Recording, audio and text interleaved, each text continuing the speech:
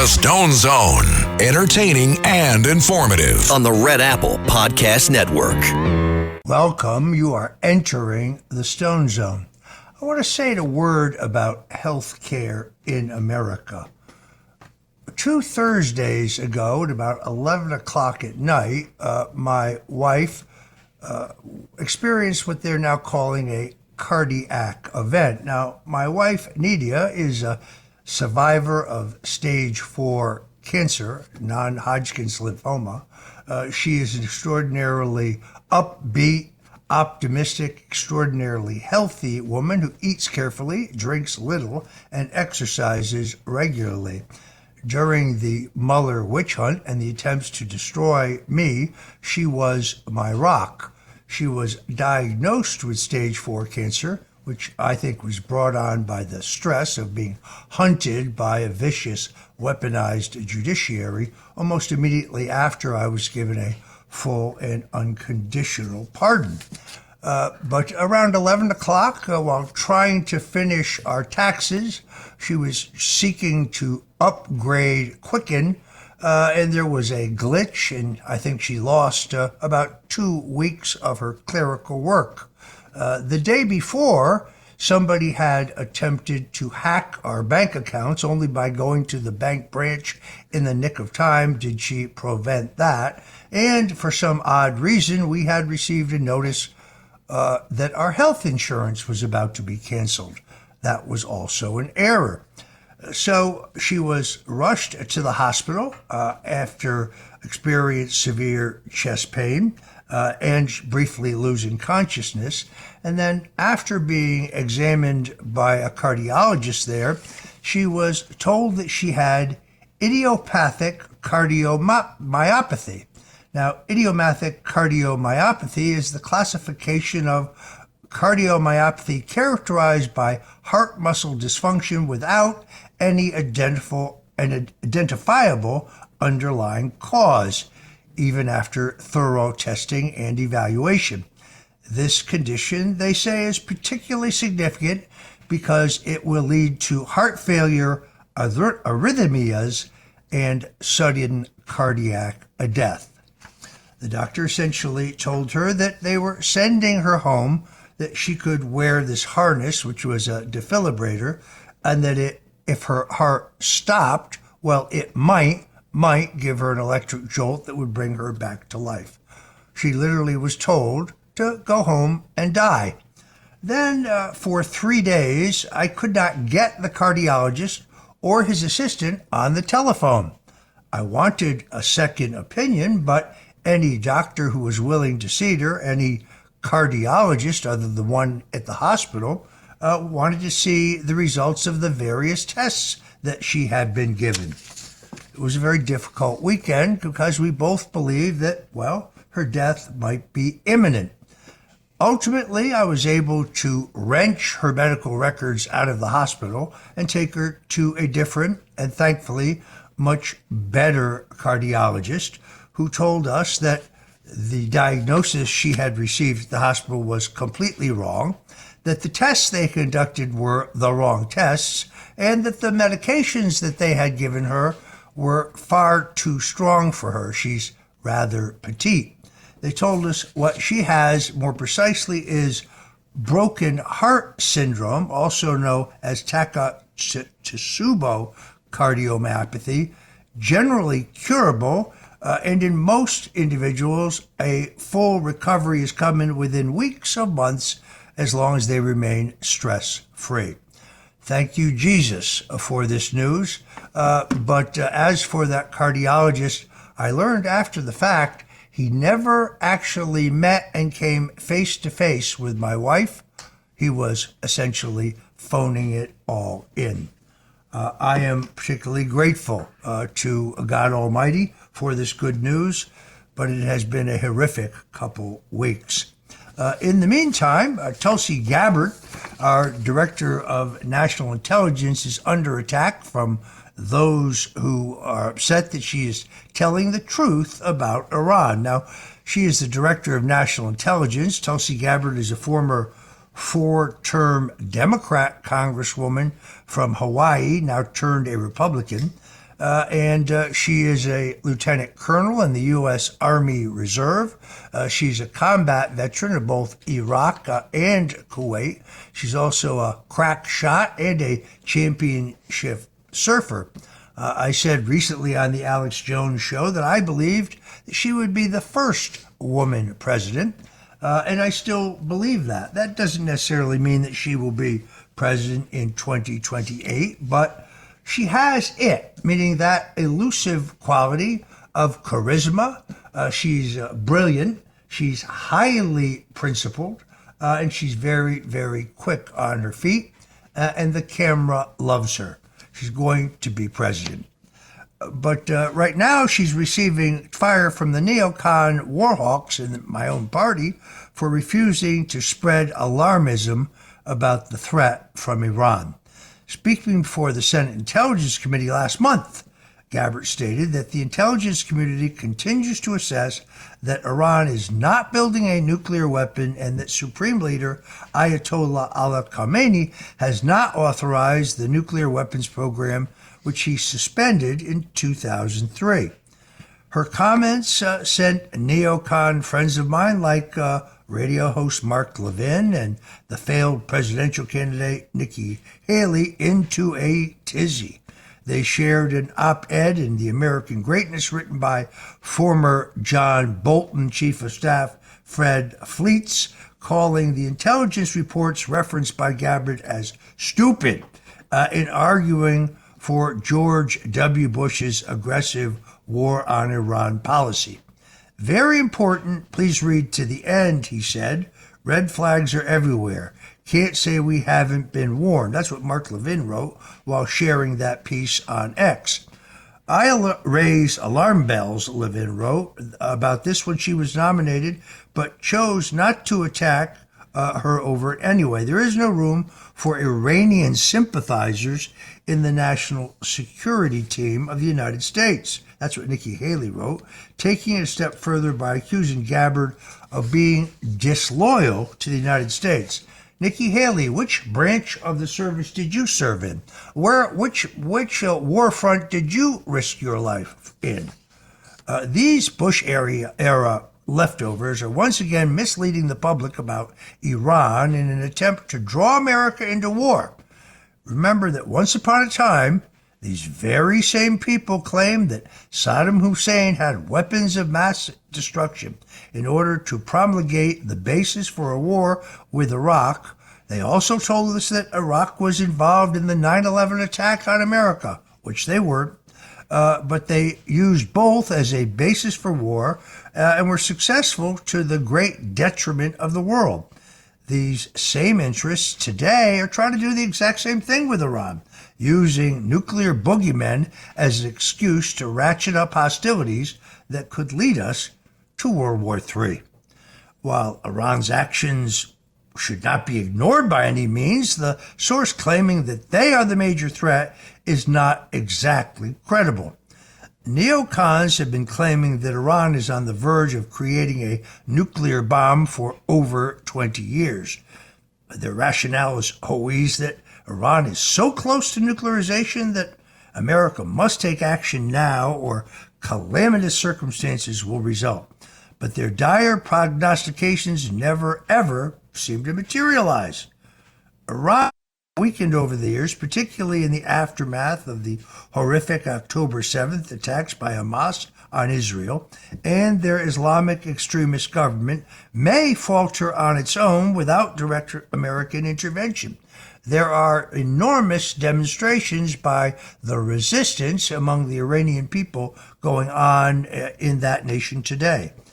A massive bombing campaign or an invasion by the United States would be counterproductive, in my opinion, and could actually backfire. This would give the Ayatollah something to rally the people against. If we are successful in conducting regime change, the people could rise up and demand something just as bad, if not worse, in the event of a U.S. attack. Some will remember what happened when the U.S. Allied forces propped up the Shah in 1953 and the blowback that ensued from that.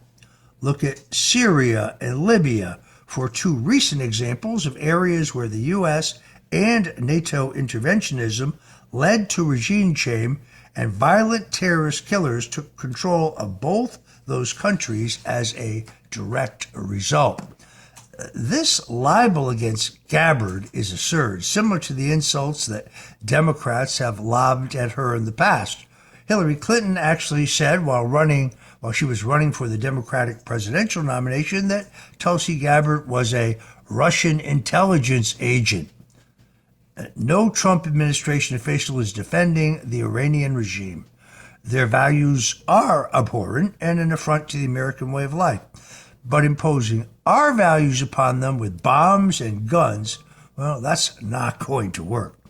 The track record of U.S. military interventionism has been a failure to everyone except for the defense contractors who profit mightily from death and destruction. There's no reason to believe why a war with Iran would be any less catastrophic than the previous wars in Afghanistan or the Iraq War, for that matter.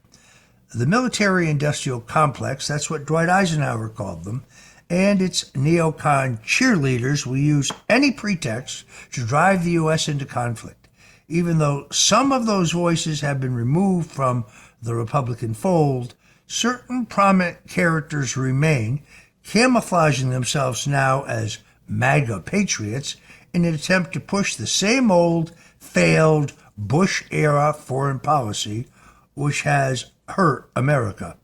They will attempt to railroad Tulsi Gabbard now, in my opinion, or any official in the Trump administration who authentically wants to put America first. They are receiving flack because they're over the target. This is also, in my opinion, this situation surrounding Secretary of Defense Pete Hegseth. He's under attack today not because he did something wrong, but because roughly 10 days ago he joined with Vice President J.D. Vance, Director of National Intelligence Tulsi Gabbard, White House Chief of Staff Susie Wiles, the first woman to hold that position, and others to oppose this unilateral attack on Iraq. The Trump administration is a radical departure from the establishment republicanism on a myriad of issues, including foreign policy. Recent news that President Trump resisted the call to launch this massive bombing campaign after listening to common sense from Gabbard and the others I mentioned is a demonstration that there is a new sheriff in town and that Donald Trump has no interest in rushing to war. Expects their attacks to ramp up against the sane voices who oppose war in the White House. My good friend Tucker Carlson's been particularly good on this subject. America First patriots must remain vigilant and repel this neocon influence whenever necessary. The success of the MAGA movement ultimately depends on ignoring the war hawks who are demanding an attack on Iran. If you're just tuning in, this is the Stone Zone. I am Roger Stone, and whatever you do, don't touch that dial because we'll be right back. The Stone Zone on the Red Apple Podcast Network.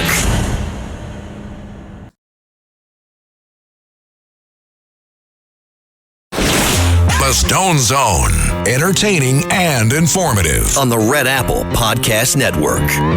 Welcome back. You're back in the Stone Zone.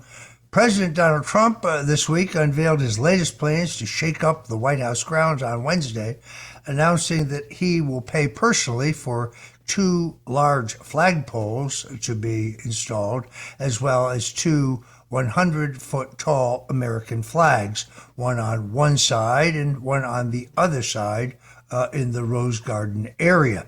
Now, you may remember that back when President Donald Trump first bought the Mar-a-Lago property, which had been the palatial Spanish-style home of Meriwether Post, the heiress to the Post cereal fortune, she willed it to the U.S. government. Didn't know what to do with it. It was a grand property, but they boarded it up, and it remained boarded up and closed for 15 years until Donald Trump bought it in an auction. I was actually with him when we flew from New York to Palm Beach, where he had a home on the island. And he didn't knew I didn't care too much about real estate because all I cared about was politics. But he said, "Hey, do you want to walk through this property with me?" Now it was kind of like, I don't know, it was grand. It was kind of like the Addams Family, though. You know, all the furniture was covered with these white sheets. It was very dusty. There was a substantial amount of water damage. And I said, "Wow, this is like a haunted house." He said, "No, you don't see it. This could be absolutely magnificent." I said, "Are you going to buy it? It's on an auction." He says, "I'm only going to buy it if I can steal it." And indeed, he did. I believe he paid $5 million for it. Today, it is estimated as being worth as much as $200 million, notwithstanding the fact that a New York judge claimed it was only worth $18 million. But his first big fight when he decided to convert it into a private club was over an enormous American flag that he wanted to install on the property. The Palm Beach County Board of Commissioners said he had to take the flag down. He refused, paying a $1,000 a day fine over his refusal to take down the flag. Finally, the county commissioners threw in the towel, and today this enormous American flag remains. You can see it for miles while you approach Mar-a-Lago. It shows you how much Donald Trump loves this country. Joining me coming up is Chirs Rufo. He's a prominent American writer, filmmaker, and conservative activist. He has written one of the most important pieces I have read about where America stands and the need for a counter-revolution. This is an interview I've been looking forward to for a long, long time. So we appreciate your tuning in to the Stone Zone. Christopher Rufo will be right back with us on the other side. So whatever you do, please don't touch that dial. The Stone Zone on the Red Apple Podcast Network.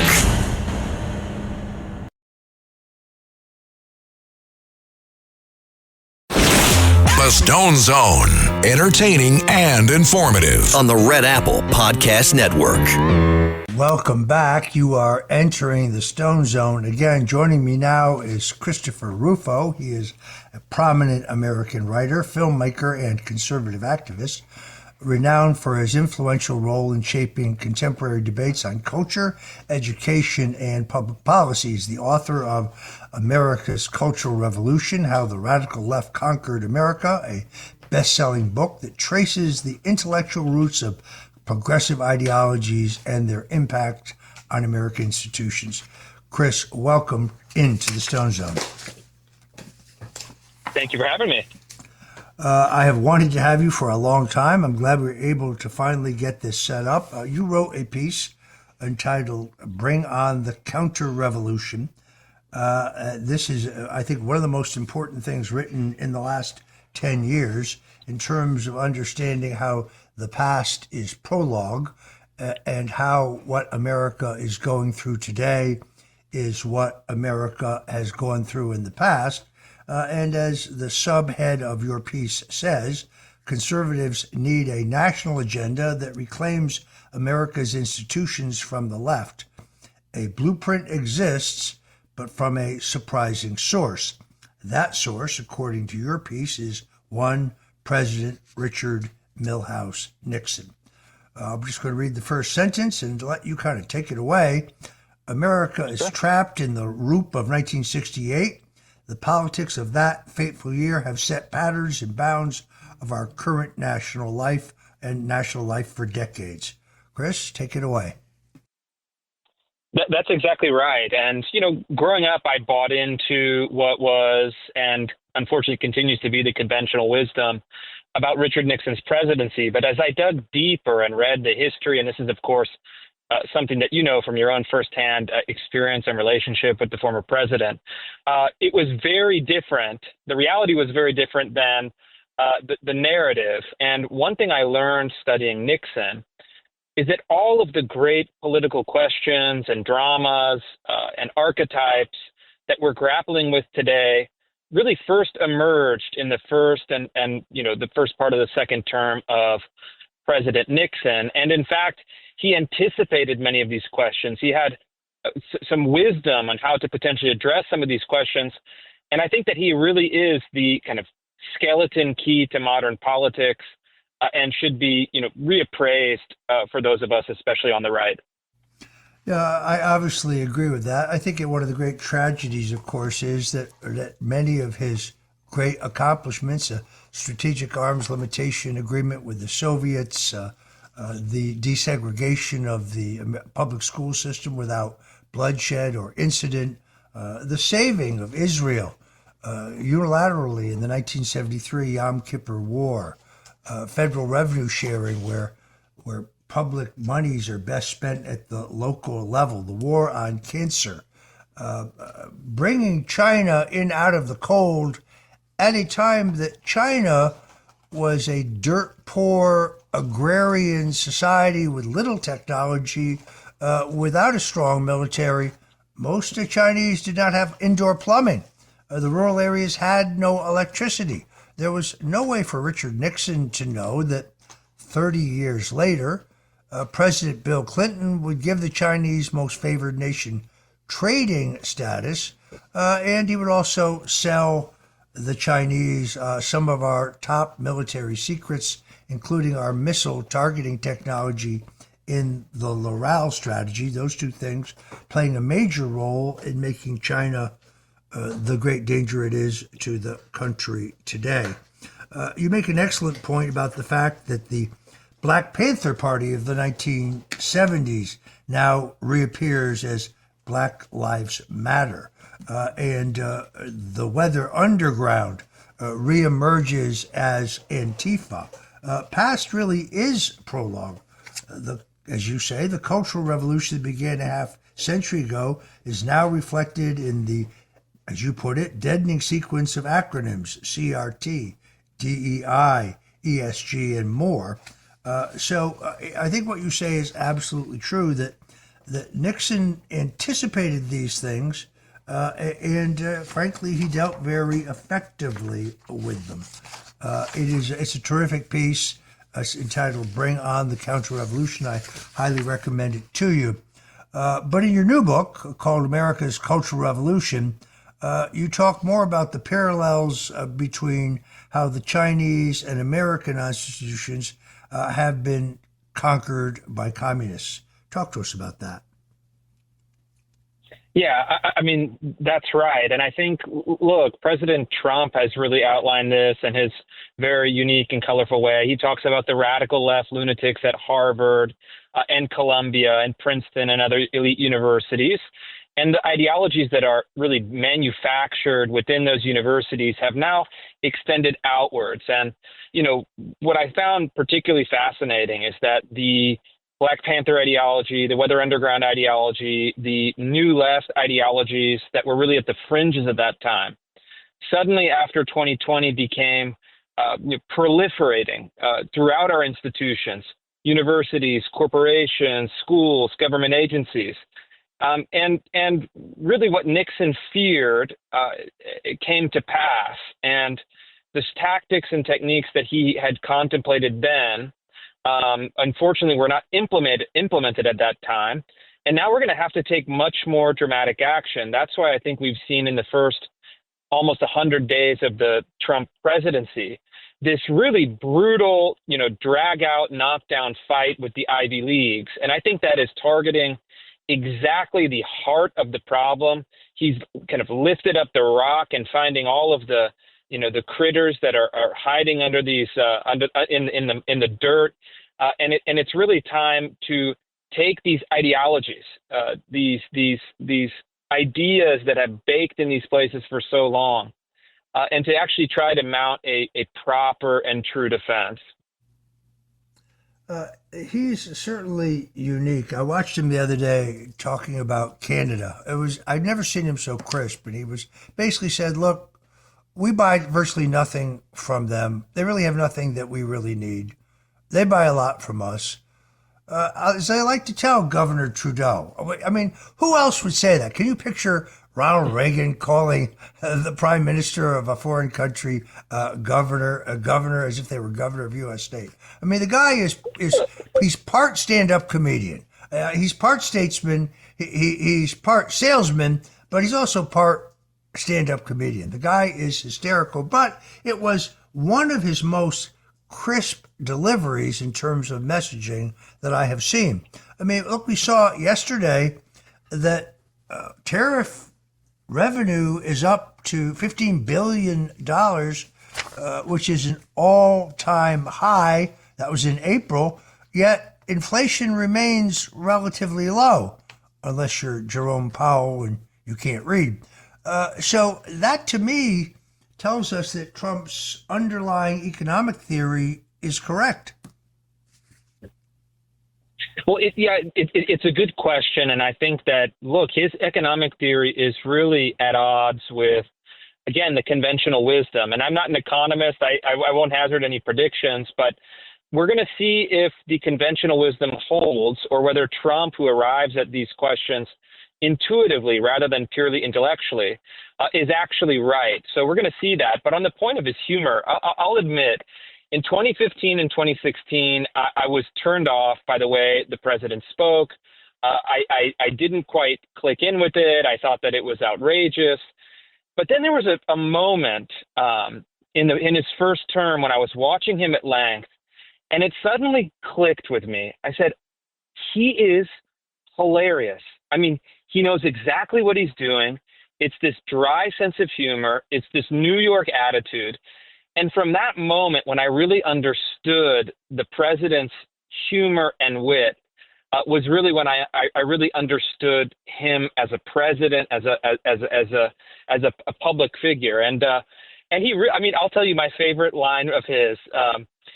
During the 2020 debates, they were questioning him. Basically saying, "Oh, you're racist," and he's in this big debate hall, and he shields his eyes from the Klieg lights, and he says, I can't see all the way in the back, but I'm pretty sure I am the least racist person in this room right now.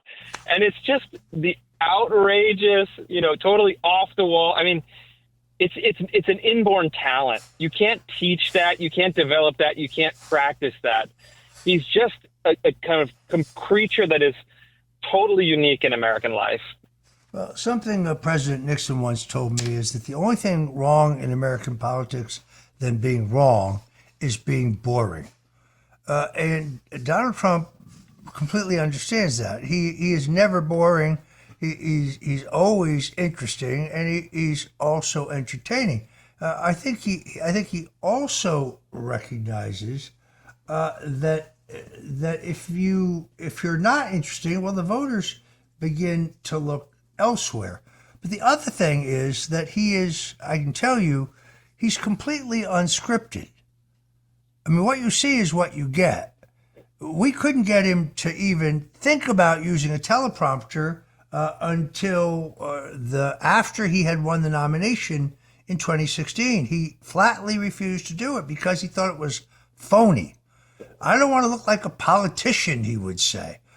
It was hard enough to get him to speak from just notes. He spoke, contemporaneously off the cuff almost all the time. Now, after the first time that I think it was Paul Manafort persuaded him, please just once, try the teleprompter. Well, once he tried it, he loved it. However, when he's using the teleprompter, you can always tell when he goes off a teleprompter into one of his rhetorical cul-de-sacs that are always pretty funny, and then he'll come back to his main topic. He calls it weaving. He will say, "Do you see how I weaved that?" The guy is very funny. Which American institutions that have been captured by the hard left are most crucial for the American people to reclaim in order to preserve the country? Well, look, I think you have to start with the universities. You have to then continue to the schools, and then you have to burrow into, the civil rights regime. So HR, legal, and other professional class institutions. And I think that will go a long ways. And what President Nixon saw the beginning of, and we're really arriving to this in mature form. He talked about what was known then as the Eastern establishment, but I think now it's really a nationwide kind of bi-coastal professional managerial establishment.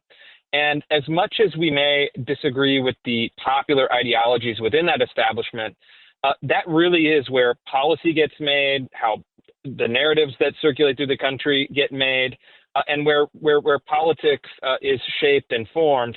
And I think conservatives are going to really have to think in the next 3.5 years, how can we influence that sector of society? Because what I see right now in President Trump's second term is that you have a charismatic leader at the top who really is a force of nature. You have the MAGA base at the bottom, kind of working class, middle class, a lot of especially working class men, massive support across racial demographics. But what we need is a kind of middle layer of professionals, institutions, and administrators that can take the raw democratic power of the base and the charismatic leadership of the president and then translate it through these captured institutions so that we can start to arrive at significant reforms. Yeah, I guess the answer to my question is kind of obvious. We have to take back the schools.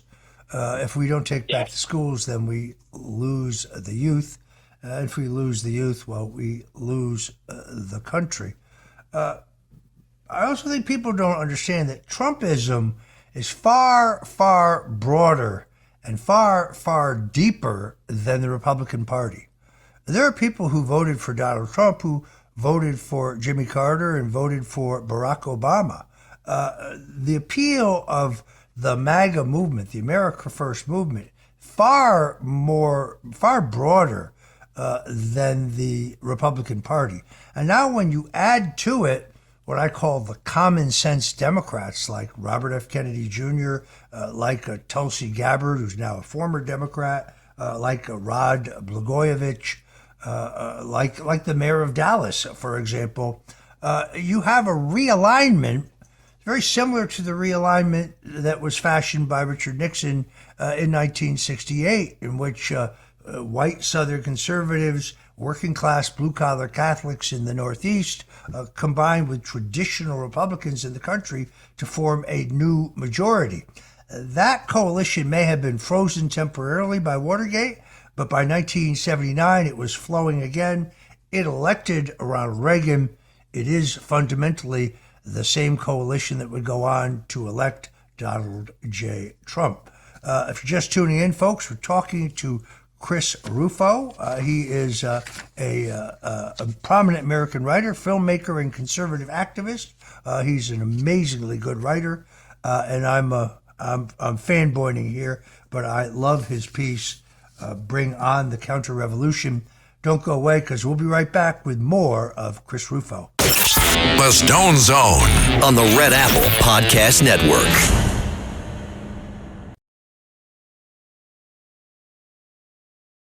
The Stone Zone, entertaining and informative on the Red Apple Podcast Network. If you're just tuning in, first of all, I was happy to share the good news of my wife's recovery and her rebound, and the fact that she's headed back to robust health after a horrific health scare. But we're talking to Chirs Rufo, American writer, filmmaker, and conservative activist. He's an amazing writer. Chirs, I asked this question of virtually every guest. If you had to give one piece of advice to Donald J. Trump, who, by the way, does ask a lot of people for advice, in the end, he makes the decisions, but he works the phones hard for advice. If you had to give him one piece of advice, what would it be? The president should hold the line with the Ivy League universities, and I think that he needs to actually follow through on his promise to defund at least one of them, so he can make a dramatic example of what happens if these universities don't comply with American civil rights law, and we can watch in dramatic and spectacular form one of these universities implode, which I think will accomplish his broader goal of reforming the universities as a whole. It's interesting. I see recently that Harvard has hired Brian Ballard and company as lobbyists in their dealings with the Trump administration. I think he's on exactly the right course with these universities. I agree with your advice. Chris, tell people where they can follow you on social media. Sure. You can follow me on Twitter at Real Chris Rufo. You can visit my Substack at ChristopherRufo.com, and I'll be really tackling some of these issues related to higher education in the coming weeks and months.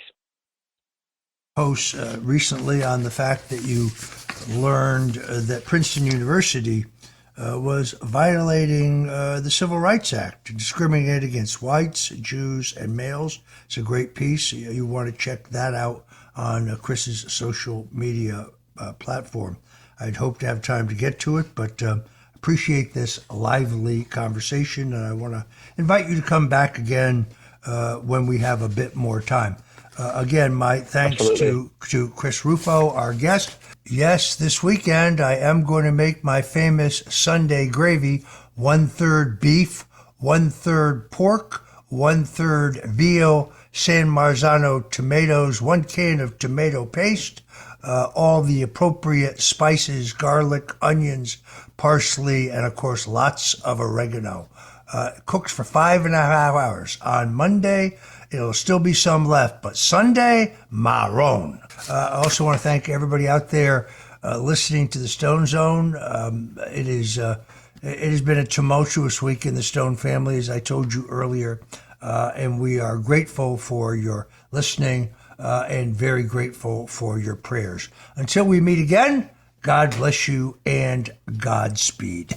Thanks for listening to The Stone Zone with Roger Stone. You can hear The Stone Zone with Roger Stone weeknights at 8 on 77 WABC. If you like the podcast, share it with your friends and listen anytime at WABCRadio.com and download the WABC Radio app. Hit that subscribe button on all major podcast platforms. Plus, follow WABC on social on Instagram, TikTok, Facebook, and X. See you next time for a new episode, so you never have to wonder. What the heck is going on here?